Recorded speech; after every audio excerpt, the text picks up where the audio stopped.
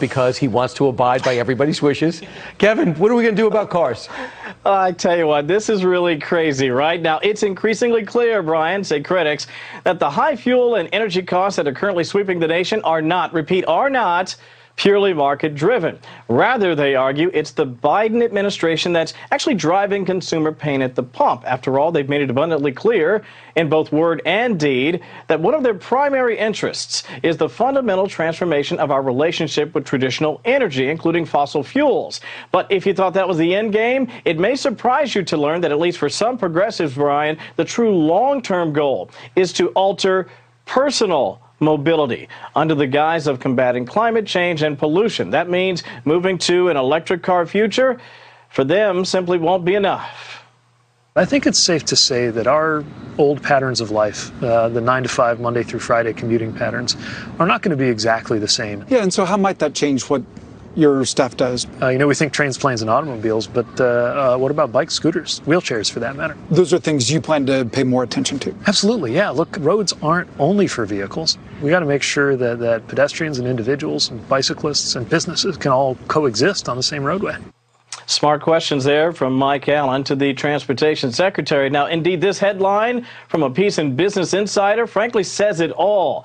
Author Paris Marx, citing an International Transport Federation, which argues the need to double public transportation by 2030. That's just around the corner. And they say the goal should be to make public transportation available within a 10-minute walk of people's homes, which might sound like a worthy endeavor for someone who, say, has never left the subway-ready, congested confines of Washington, D.C. But in the real world, Brian, where folks commute to work for an hour and sometimes even more, or maybe even live in a rural area, the very goal of trying to wrest a personal vehicle from the American consumer is an absolute non-starter.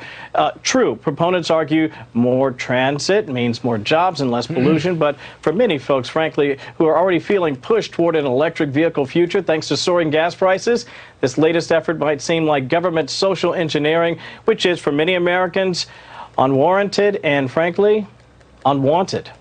Brian?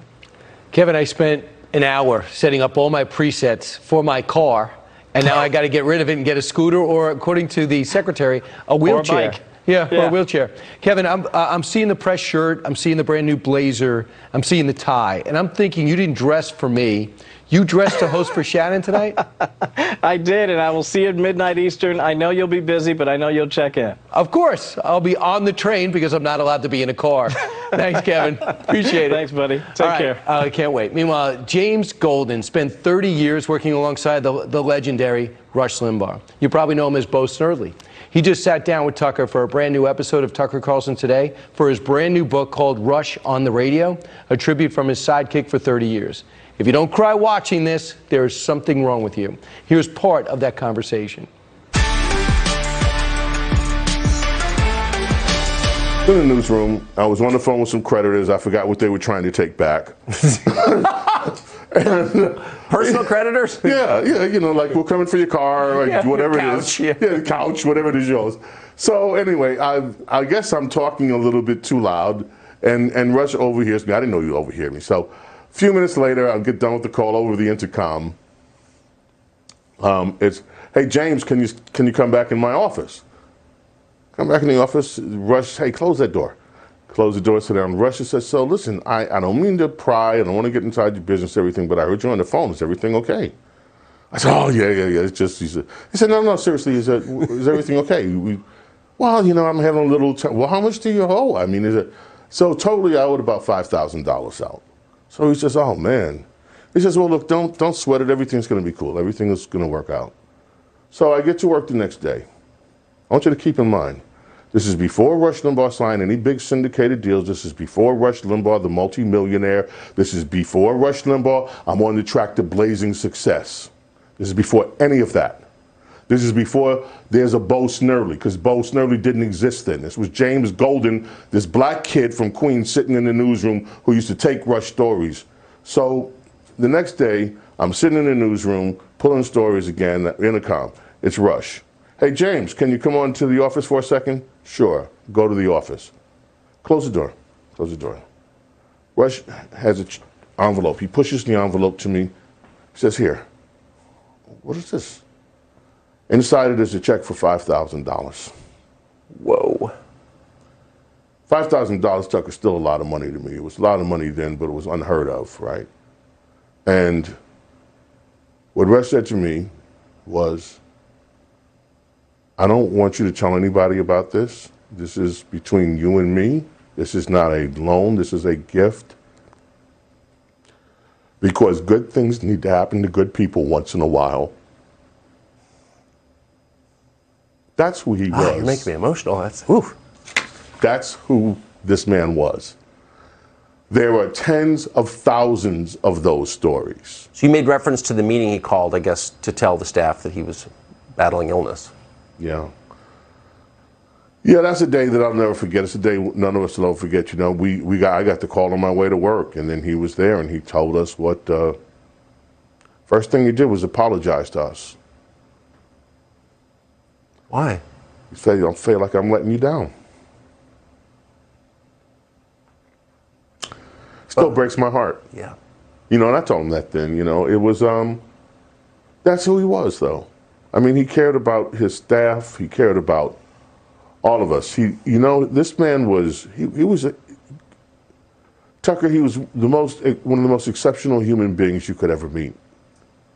You know, people have this image of him being so bombastic and all that. The bombacity was part of the show, and it was tongue-in-cheek, and it was fun. He was humble, so polite. You can tell a person, you watched them a long time. You know, if you brought Rush a cup of coffee, you never failed. Thank you, sir. Thank you, ma'am. It was kind of old school politeness that never, ever left him. He was so generous to his staff without ever, you know, you didn't ask him. He was just generous. He was generous to so many people that he never even met. And just did it all without wanting it to be known. He had a deep spiritual faith, and he did talk about that toward the end of his life. Yes. I think one of the tributes, though, that to me stands most about Rush is what happened after he got the diagnosis and his bucket list. You know, Tucker, as much as I love radio, and I've loved radio since I was a kid, if I get the death sentence tomorrow, I'm done. I'm not, sorry guys, I got some things I want to see around this planet before I get out of here. Rush had a bucket list too. His bucket list was his audience. Yeah. Every single day that he was not in treatment, that he came to work and he delivered a show, and the shows were excellent, and you couldn't tell when the shows were on that anything was wrong with him because his energy level was sky high. He was funny, he was witty. But after the show, the three of us that were there, Dawn, Brian, and myself, we'd see what it took out of him. Oh, I can't imagine. Some days he couldn't even move. He was in such pain. He had to have Brian come in, and he couldn't even pick up his attaché bag. Yeah. It took everything that he had to do these shows, but he did them. Rush Limbaugh was the best of men. And he stood tall through all of those slanderous, evil, hateful attacks on his character.